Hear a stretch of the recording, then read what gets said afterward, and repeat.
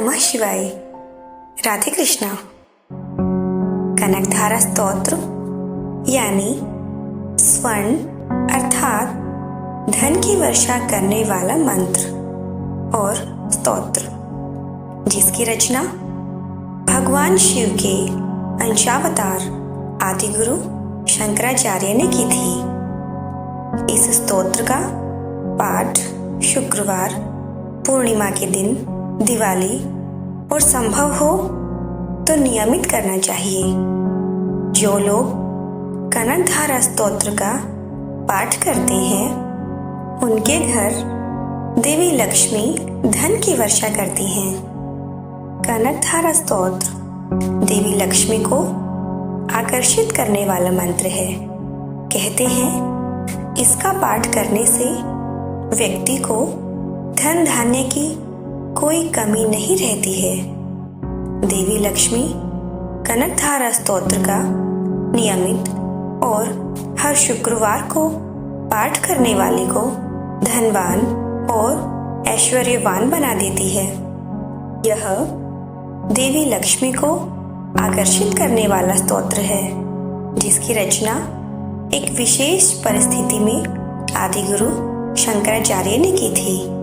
माँ लक्ष्मी की प्रसन्नता के लिए जितने भी यंत्र हैं उनमें कनकधारा यंत्र तथा स्तोत्र सबसे ज्यादा प्रभावशाली एवं अतिशीघ्र फलदायी है।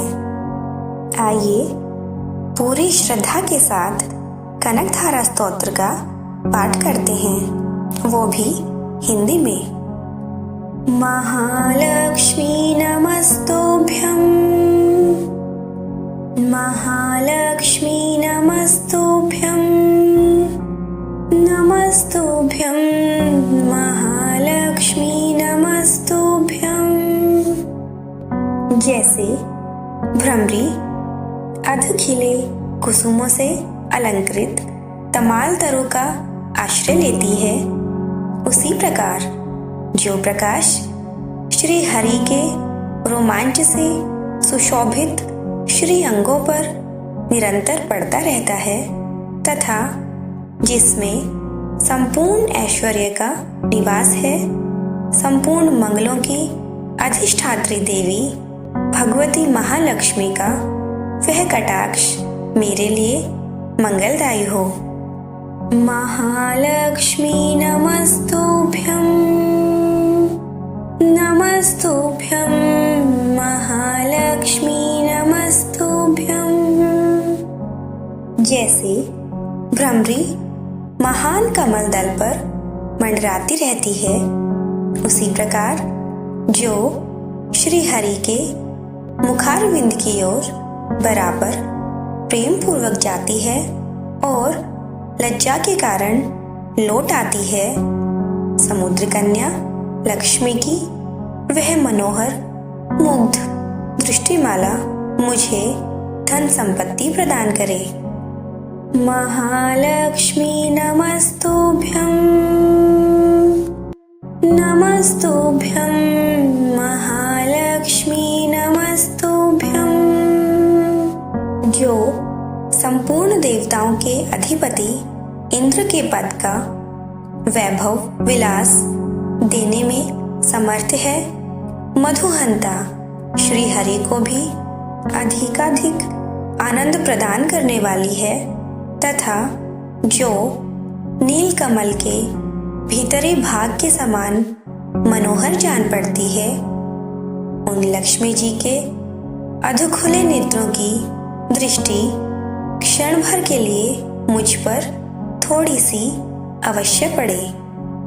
महालक्ष्मी नमस्तुभ्यं, नमस्तुभ्यं महालक्ष्मी नमस्तुभ्यं। शेषशायी भगवान विष्णु की धर्मपत्नी श्री लक्ष्मी जी के नेत्र हमें ऐश्वर्य प्रदान करने वाले हों, जिनकी पुतली तथा बरोनिया अनंग के वशीभूत हो, अधखुले किंतु साथ ही निर्निमेष यानी अपलक नयनों से देखने वाले आनंद कंद श्री मुकुंद को अपने निकट पाकर कुछ तिरछी हो जाती है। महालक्ष्मी नमस्तुभ्यं, नमस्तुभ्यं, महालक्ष्मी नमस्तुभ्यं।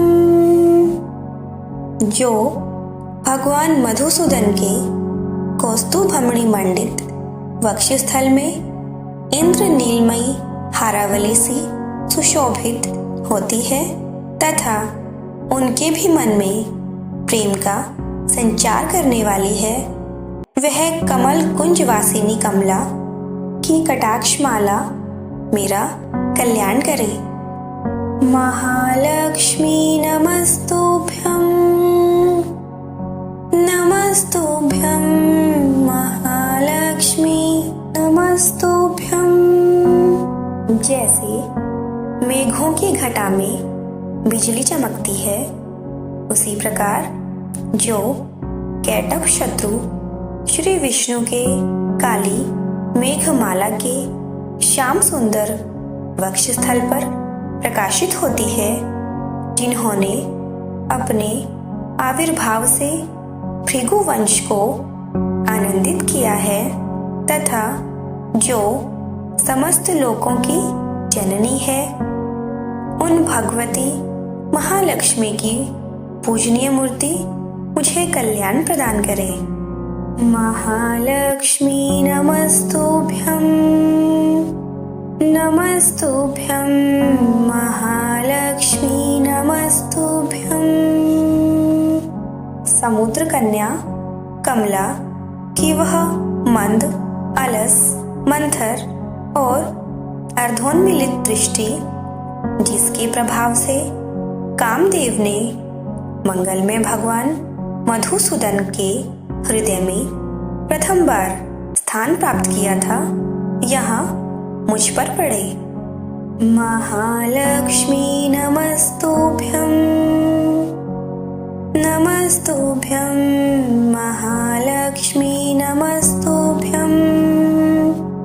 भगवान नारायण की प्रेयसी लक्ष्मी का नेत्र रूपी, दया रूपी अनुकूल पवन से प्रेरित हो दुष्कर्म रूपी धाम को चिरकाल के लिए दूर हटाकर विषाद रूपी धर्मजन्य ताप से पीड़ित मुझ दीन रूपी जातक पर धन रूपी जलधारा की वृष्टि करे। महालक्ष्मी नमस्तुभ्यं, नमस्तुभ्यं, महालक्ष्मी नमस्तुभ्यं। विशिष्ट बुद्धि वाले मनुष्य जिनके प्रीति पात्र होकर जिस दया दृष्टि के प्रभाव से स्वर्ग पद को सहज ही प्राप्त कर लेते हैं, पद्मासना पद्मा की वह विकसित कमल गर्भ के समान कांतिमय दृष्टि मुझे मनोवांछित पुष्टि प्रदान करे। महालक्ष्मी नमस्तुभ्यं, नमस्तुभ्यं, महालक्ष्मी नमस्तुभ्यं। जो सृष्टि लीला के समय ब्रह्म शक्ति के रूप में विराजमान होती है तथा प्रलय लीला के काल में शाकंभरी यानी भगवती दुर्गा अथवा चंद्रशेखर वल्लभा पार्वती रुद्र शक्ति के रूप में अवस्थित होती है। त्रिभुवन के एकमात्र पिता भगवान नारायण की उन नित्य यौवना प्रेयसी श्री लक्ष्मी जी को नमस्कार है। महालक्ष्मी नमस्तुभ्यं, नमस्तुभ्यं, महालक्ष्मी नमस्तुभ्यं।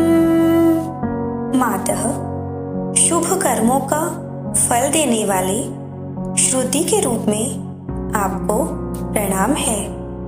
रमणीय गुणों की सिंधु रूपा रति के रूप में आपको नमस्कार है। कमल वन में निवास करने वाली शक्ति स्वरूपा लक्ष्मी को नमस्कार है तथा पुष्टि रूपा पुरुषोत्तम प्रिया को नमस्कार है। महालक्ष्मी नमस्तुभ्यं, नमस्तुभ्यं महालक्ष्मी नमस्तुभ्यं। कमल वदना कमला को नमस्कार है। क्षीर सिंधु सभ्यता श्रीदेवी को नमस्कार है। चंद्रमा और सुधा की सगी बहन को नमस्कार है। भगवान नारायण की वल्लभा को नमस्कार है। महालक्ष्मी नमस्तुभ्यं, नमस्तुभ्यं महालक्ष्मी नमस्तुभ्यं।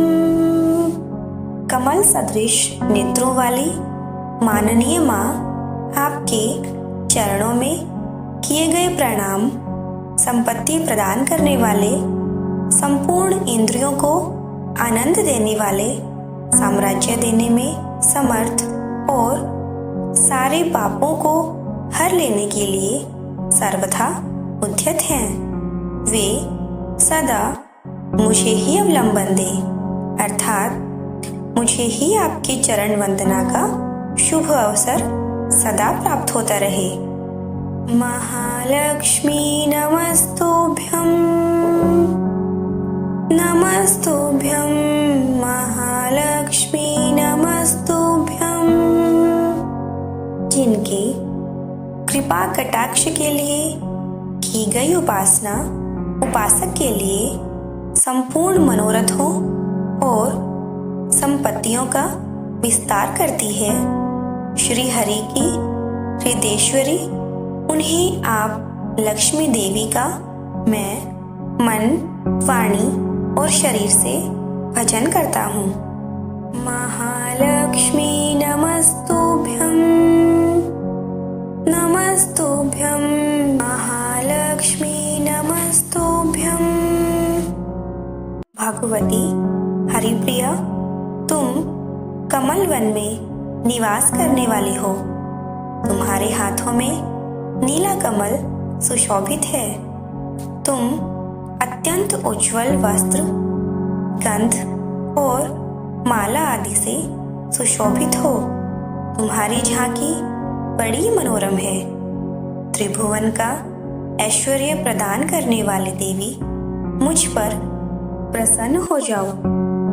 महालक्ष्मी नमस्तुभ्यं, नमस्तुभ्यं महालक्ष्मी नमस्तुभ्यं। दिग्गजों द्वारा सुवर्ण कलश के मुख से गिराए गए आकाश गंगा के निर्मल एवं मनोहर जल से जिनके श्री अंगों का अभिषेक संपादित होता है, संपूर्ण लोकों के अधीश्वर भगवान विष्णु की गृहिणी और क्षीर सागर की पुत्री, उन जगत जननी लक्ष्मी माँ को मैं प्रणाम करता हूँ। महालक्ष्मी नमस्तुभ्यं, नमस्तुभ्यं महालक्ष्मी नमस्तुभ्यं।